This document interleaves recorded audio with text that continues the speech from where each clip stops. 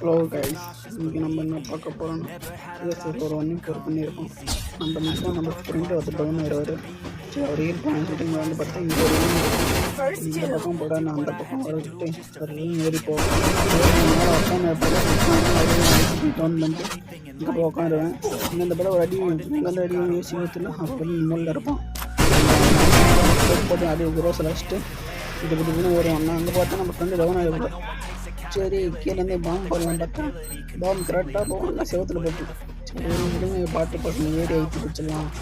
மேலே ஏறும்போது முன்னாடி தெரியுதுண்ணா. சரி, உள்ளே போய் அவன் டேமேஜ் ஆகிடும் ஃப்ரெண்ட்ஸு வச்சுட்டு ரெண்டு பக்கம் வாழை போட்டு மெரிட் போட்டேன்.